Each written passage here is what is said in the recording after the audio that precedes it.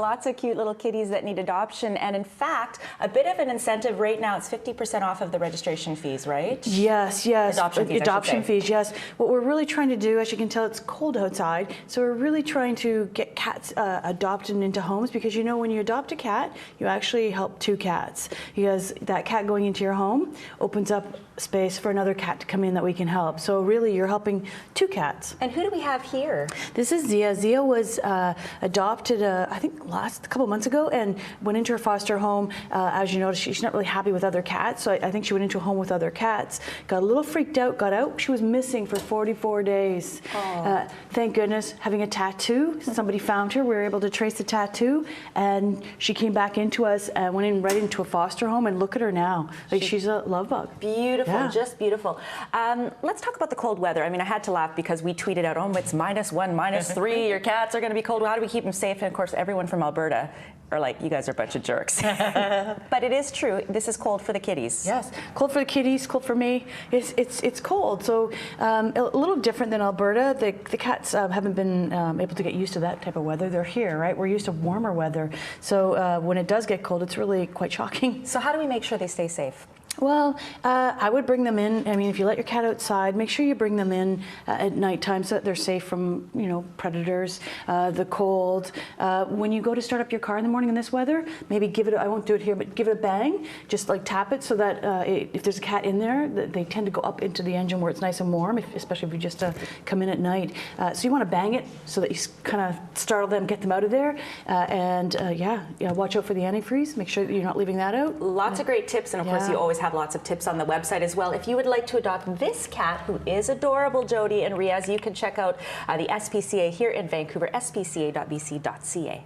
Warming up with double love here, double kitty love. Oh, these are adorable cats. Aren't they? And they're friends. Yes. Guess how old?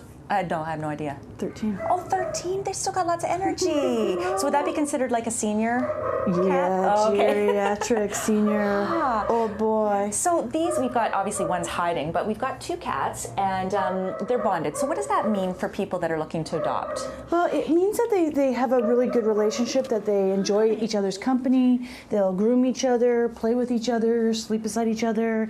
Sometimes you hear about bonded and then they spend time apart from each other. These two actually spend a lot of time together, and I believe they're siblings.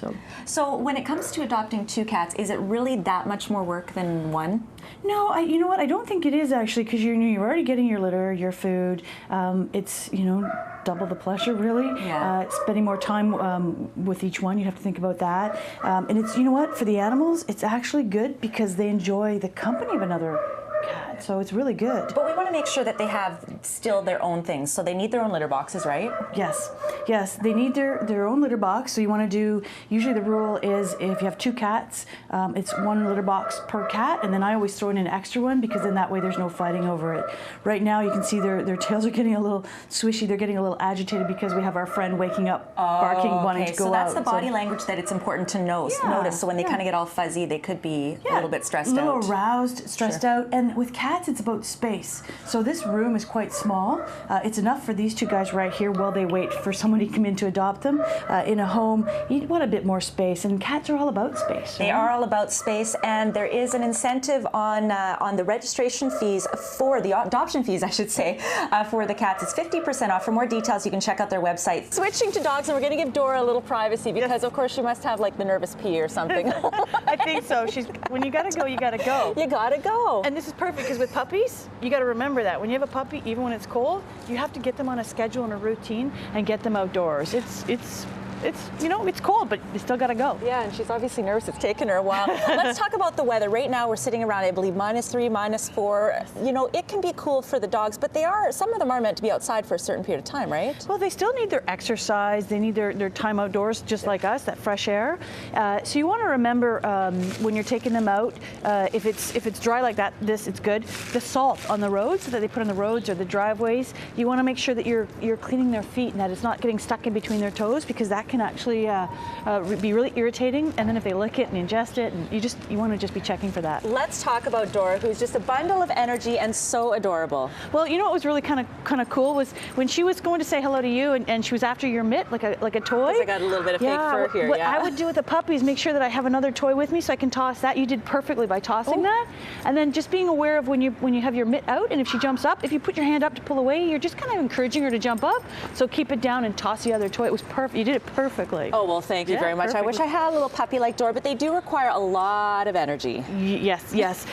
So you've got that oh, geez, the schedule, the routine for the house training, the play sessions. We often get puppies and then we go to work for 8 hours and leave them alone and expect them to be trained or well behaved. They're puppies, they're babies. So you want to make sure that if you get a puppy that you've got the time and that you're arranging to go home, to have somebody come in to spend some time with them.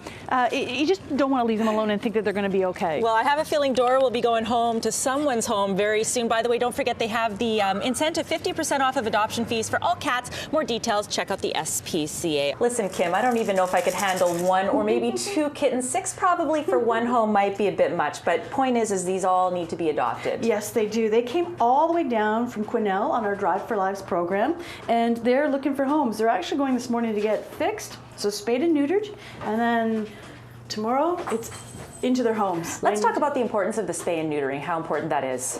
It's really important because, you know, as the cats get a bit older and they start breeding, even if you want your cat to be an indoor cat, if they're not spayed or neutered, they have that natural urge, so they might start door dashing, getting out the window, you know, trying to get out and do what comes naturally to them. And really, you know what? We have all these cats and kittens in our shelters waiting for homes. We really don't need more, so spay and neuter. Now, as far as training cats or kittens, it's really easy. I mean, I remember when I used to have kittens, it's different than training a dog to go be, you know, house trained or whatever. Yes. Well, with the litter boxes, kittens, like puppies, are young, like babies, so they'll have accidents. You want to make sure that you have clean litter boxes, get them used to different types of litter. If you have 2, again, same thing. 1 litter box per kitten plus an extra one. And also make sure, like if you have kids and say you have a covered litter box, if the kids are playing, you don't want them playing around the litter box, because if kitty's using the litter box and they start banging on it or scaring them just playing, the cat might learn to avoid the litter box. So many great tips. By the way, for adult cats, there is an incentive, 50% off of adoption fees. For more details, you can check out the SPCA website.